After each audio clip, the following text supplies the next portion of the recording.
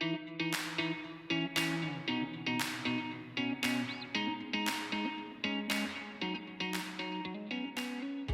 this is Chase McWhorter, Managing Director with IREI, and I'm sitting with Deb Smith at CenterCap Group. Deb, I wanted to start obviously thanking you for taking the time today. We're going to be discussing 3D printing. But before we jump into it, can you just give some background, kind of set the stage, context on firm, yourself, and kind of how you got into looking at this? Sure. So I'm Deb Smith. I'm the co-founder and CEO of CenterCap Group. We are a boutique investment bank focused exclusively on the real estate sector.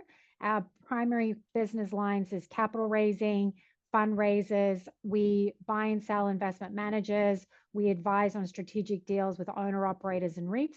And we have a consulting practice that focuses a lot on product development, as well as how to deploy capital into interesting opportunities in the real estate space. Okay, well, perfect. Excuse me. So the first question, again, we're talking about 3D printing here.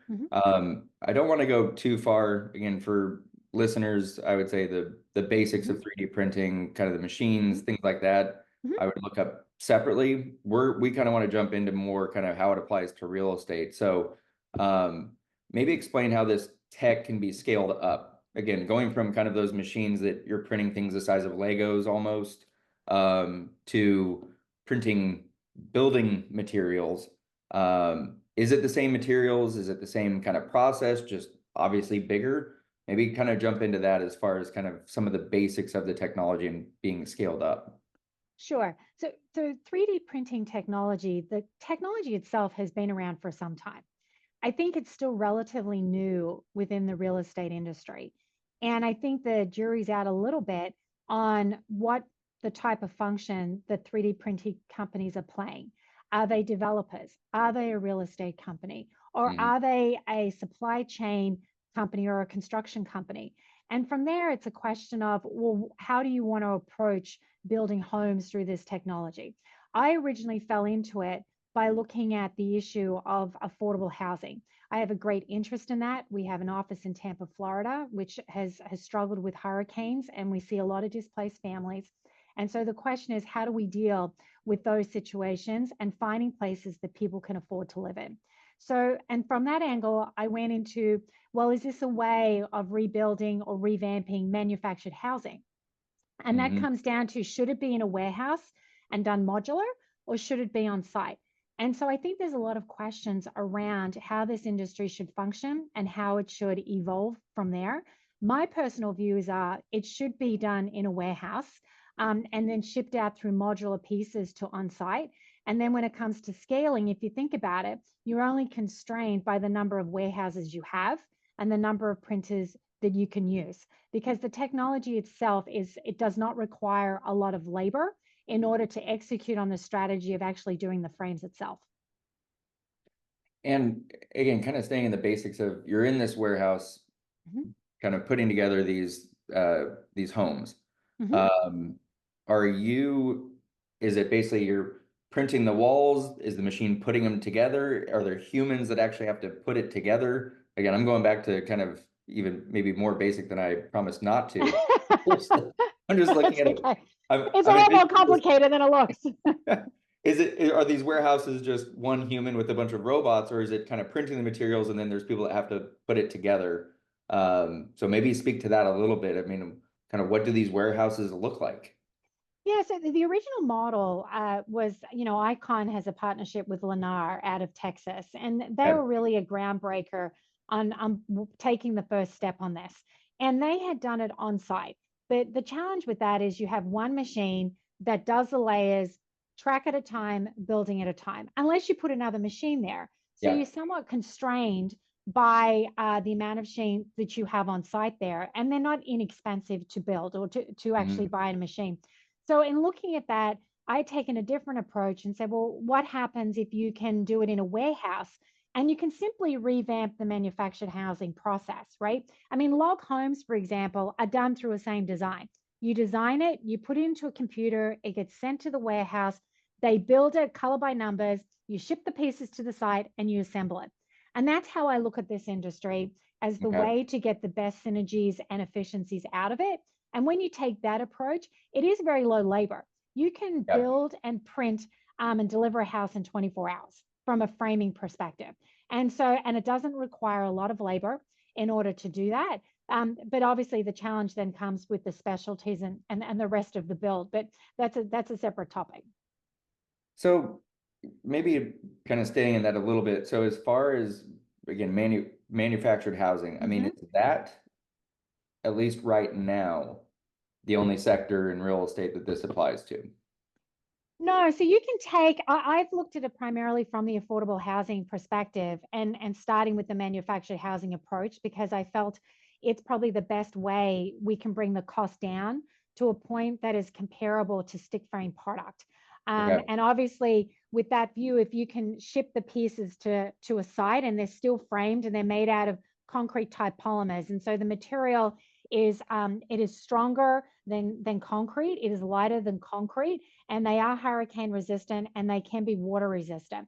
And so when you start with that premise, it's, how can you use your machines most efficiently and get economies of scale and not take the issues that if you're building outside or on site, you are still subject to weather conditions, right? If Yeah. it's in a warehouse, you're not. And then you really are only constricted by your number of warehouses as well as the number of machines that you have there. And so when it comes to regions, because we've talked about Mm-hmm. Florida, Lennar and Texas, regionally, Mm-hmm. is this process going to be largely constrained to kind of places that are more favorable? So an example would be, are you going to manufacture these houses in Denver and ship them across the Rockies to Idaho? Or would that make it harder, less cost effective? So, I mean, are you limited to places, or does it just make more sense cost wise to stay in places like a Florida, Texas, areas that are maybe less harsh in things like the winter or the terrain? Yeah, yeah, and that's a good question. I look at it a little bit like the Amazon model. It's Okay. that you put up a warehouse, you put up a factory that is close to your hub. And so you have regional hubs. So if you have a hub in Florida that you're delivering homes, you have a warehouse in Florida. And if you Yeah. have one in Denver, then you have one that is essentially located in Denver. You can do it in the north as well, where labor is more expensive or harder to come by as well. You can do that. I think it's challenging to do an outdoor printing on site model if you're in the conditions of the Northeast or you're Yeah. in the colder climates. But the challenge you have in the South is that you have rain. And so when you're having to fight those conditions, it does add to your cost. And so the Yeah. question is you have to come up with polymers and a system that the shipping cost itself does not make the process in a bit as a result too expensive in order to get out of the ground. And Hmm. so you have savings on your framing, you have savings on labor. It's quick, it's efficient, it's very environmentally friendly. There's no waste Yeah. at all, but then you do have the extra cost of dealing with shipping. Interesting.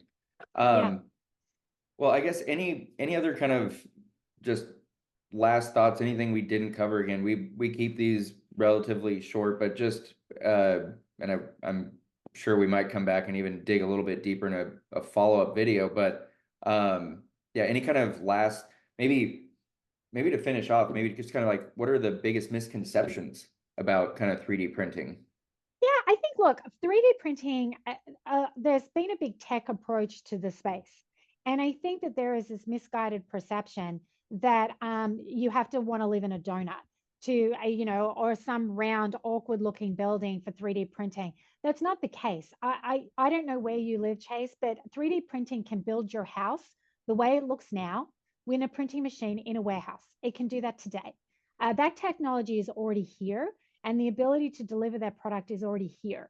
And the extra mile of whether you want countertops and bathrooms and some of these extra things in your unit or in your home, that is up for grabs. The technology is here today, and those pods and those construction is here today, right? I think that's probably the biggest misconception. I think the real challenge the industry has, and where there's a real opportunity for the real estate space, is if you believe that this construction technology can build property more efficiently and cheaper, and with less labor and be eco-friendly, and you can do it at a price point.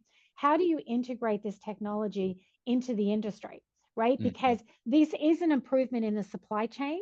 And so how do you integrate the supply chain efficiencies better into the space or into the developer universe, or whether it's doing PIPs for hotels, whatever it is, how do you integrate in there, and who is the best able to take advantage of it? But from an institutional investor perspective, if you own a lot of multifamily apartments or you own a lot of build for rent apartments, the real question you should be asking yourself, is this technology going to threaten our portfolio?